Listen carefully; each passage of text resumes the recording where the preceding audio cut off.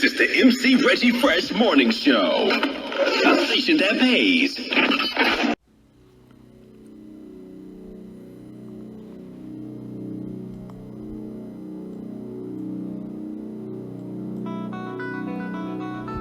He's coming to you from the Motor City, the Cadillac Town, Motown, and Super Bowl Extra Large, Detroit, Michigan. He's the president and the director of DYC, the Detroit Youth Choir. His choir was featured on America's Got Talent, and they got the golden buzzard. Ladies and gentlemen, let's welcome Brother Anthony White.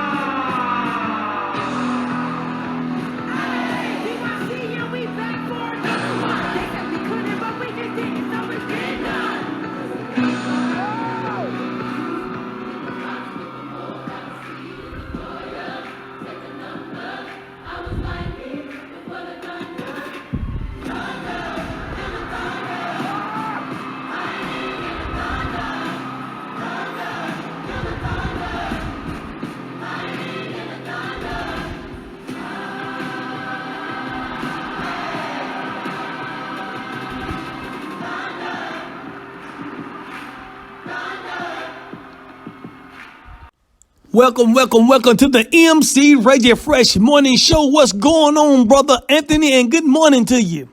Hey, good morning. How you doing, Reggie? Good morning, man. Hey, man, I'm doing all right, man. You know, can't complain. Brother, you know, I seen you on American Got Talent, man. And I said, I don't see how you can do it with all them kids, man, making them sing like that. That's great, brother. So I had to get you on the show, man. All right, no problem. Yeah, I'm happy to be here, and this is my first time on your show. So, you know, we just want to, I just want to let everybody know that directing these young people is amazing. Wow. And, I wouldn't trade it for anything in the world. That's what's up. Let me ask you this now. What made you want to be a director? Well, a choir director. When I was a choir director, well, when I was younger, I used to follow choirs, especially choirs like the Boys Choir of Harlem. Okay. And different choirs like that has something to do with young people. And I kind of took a liking to it. And, I got in touch with the young man that was over the Detroit Children's Concert Choir, by the name of Flemmy Ivory. I got a hold of him, and I began working on his staff. And then, lo and behold, he pretty much handed over the organization to me, and I changed the name to the Detroit Youth Choir. Yes, sir. And we've been pretty much going ever since, man. We stage 2 shows a year. The young people have to have a 2.5 or higher to be able to perform in our choir. And, we just teach them the basics of life through music. Wow. Okay. What's the age range? The age range for our choir is 8 to 18 years old. Wow. And the choir that was on America's Got Talent, the youngest singer is 10 or 11 years old. And she's been with us since she was 8 years old. Get out of here. And she was the young lady at the end of the song. And she's the youngest person of that choir. We actually have 3 choirs. Man. Yep. So, DYC, we rehearse multiple days a week. And we have different programming. We have a college readiness program, and we also have a studio where the kids can go and make their own music. We also have a theater program and a dance program. Get out of here. It's not only choir, and we also offer a homework room so the kids can come and just do their homework before rehearsal starts. Okay. Let me ask you this, man. I'm sorry, go ahead. No, go ahead. No, I was going to ask you, man. So can you branch this out in every state? You ever thought about that? Or is that possible? It's a possible thing. No, it's a lot of work, though. Yeah, it's a lot of work, but we're trying to get our organization 100% before we do that. But to answer that question, we can do satellite programs. Oh, okay. It depends on who wants us to come out and actually start it, because the vision of the organization lies within me. Right, that's what I'm saying. Right. So yeah, it lies within me. So I would actually have to go to the state and kind of start the program myself, and then leave it up to those that's in that state. Got you. Right. Okay. So that's kind of how that has to go. Wow. Okay. Yeah. Let me ask you this, man. So I just don't see how do you do it, man? Because you dealing with different. See, here's the thing. It's different than having like you have a bunch of 17-year-olds, a bunch of 16-year-olds, which not saying that's easy, but they're all in the same group and age range. How do you how do you get all of these people to come together as one, as a whole, with different ages like that? Well, I have to let them know pretty much that I'm the head director. It's a way you have to address our youth, because our youth is a different breed, a different breed of young people. Yes, sir. And you have to let them know who's boss and who actually runs this thing. Right. And once you do that, the kids kind of understand, like, well, hey, this is Mr. White's thing, and I'm just grateful to be a part of it. Yes, sir. So once you get that point across, the young people, they start to understand a little bit more. Right. Like, hey, we're in this thing together, and because it was very difficult to actually bring them to LA and have everybody on the same page. Yeah, so I figured that. We were able to do it though, but you have to kind of combat home life, their home life and everything. Yes, sir. It plays a big role. Big role. Big role. And another thing I like, man, that this also keeps kids out of trouble too, man. Keeping them busy. It does. And that's pretty much what we do. We keep these kids occupied with different activities, so they don't have time to be mischievous out here. Yes, sir. Yes, sir. But I want to say at least 95% of our kids are really good kids. Yes, sir. They're not really into anything. They come from some good families, but you do have single mother homes, or single parent homes. Let's put it like that. Right. You have a lot of those in our organization. So, it's just good to be. It feels good for our organization to be like a safe place for them to learn and do what they have to do. Okay, then. Now, let me ask you this. How did American Talent come about? How did you get involved in that, and how did y'all get on the show? Well, AG, we had a parent, one of our alumni parents. Yes, sir.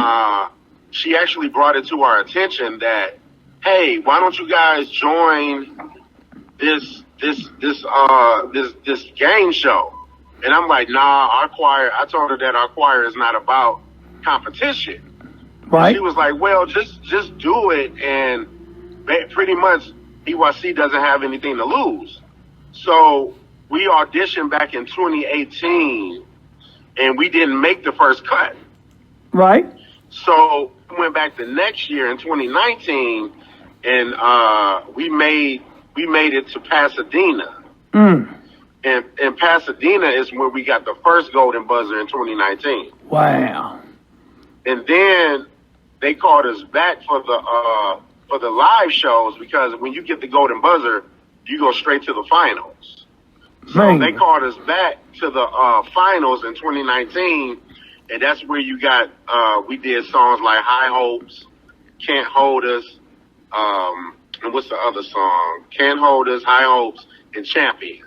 That's where we got those songs from. Get out of here. And yep, and then so once you're a part of the America's Got Talent regime, you're a part of their family. Okay. You know, you're a part of their family. So we're actually a part of the AGT family, and we are very honored to be part of that family, because with that we can they can call us to do Vegas, they can call us to do come back on the show whenever we want to or feel like, you know what I'm saying? Wow. So I really thank that parent that we had about 3 or 4 years ago that gave us that the gumption to go on ahead and do that. Yeah. Okay. Now, let me ask you this. What kind of funding do y'all get for that? Do it help, like, put money back into your organization? Yeah, so AGT doesn't pay anything. Right. But by the exposure, The sponsors? Sponsors, and all of these people come out the woodworks. But we are a nonprofit that needs funding. Right. We are 501c3, so we constantly need money because we're always spending money. Got you. You know what I'm saying? Got you. So, we have a staff of 16, 17 people, and you have to pay those people. They just not going to show up. Yes, sir. All willy-nilly. You actually have to pay these people. So, we need that sponsorship. We need Ford, GM, Chrysler, Stellantis, or whoever. We need those people to be our title sponsors. Wow. But unfortunately, it's very hard. I mean, you would think like people would be falling out the windows to sponsor us, right? Yep. But that's not the case. Yeah. We actually have to walk into those rooms and sit with people. You know what I'm saying? So it's a very hard task to get funding. Yes. Okay. All right. Now, let me ask you this. Now, you got some other choir leaders out there that want to do, directors that like to do, just in general, like a band, marching band, or anything. It's all on the same platform. What kind of advice you got for them if they was interested in becoming one of those type of directors? What would you tell them, and what kind of advice? Well, directing the choir or a band or anything like that is kind of mental. You have to have a mental connection with the kids. Yes, sir. Or the choir members. So, if you want to learn, I would say, I went to school for it.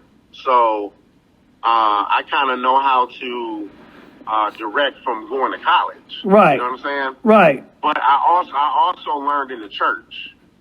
So the church was kind of like a, how can I say it? It was kind of like a training ground for me to become a director. Right. And from that style, it spilled over into the Detroit Youth Choir.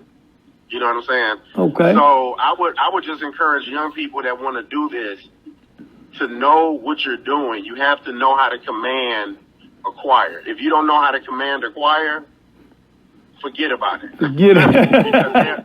because they'll run all over you. You know what I'm saying? Yes, sir. So to any young people out there, I would try to go to college for it, because I took conducting classes. Yeah. Okay. So okay. I know how to direct from that stuff. So college is number one. Everybody should actually go to college and get that degree behind your name. Yes, sir. You know what I'm saying? Okay. Yeah. Okay. Sure. Makes a lot of sense. Now, man, what I want to do is I want to plug you in, man. If anybody want to book your choir, or if there's a particular state that want to come for you to bring your staff down there and perform and all that, how can they reach you in your social media platform? Well, you can, anybody that want to book us, they can actually go to our website, which is DetroitYouthChoir.org. Okay. DetroitYouthChoir.org. And they can follow us on Instagram, TikTok, and Twitter at DYC Official. And also, we have a Facebook page, and that's called Detroit Youth Choir. Okay, all right. So there's plenty of ways to get in contact with us, and we welcome anybody and anybody that want to book us. They can go through those ways, and we'll make sure it happens. Okay, then. All right, now, I want to ask you this question I forgot to ask you earlier. Mm-hmm. Do you have to be in that state to be part of that? I'm quite sure because they go school there. You got some people. Yeah.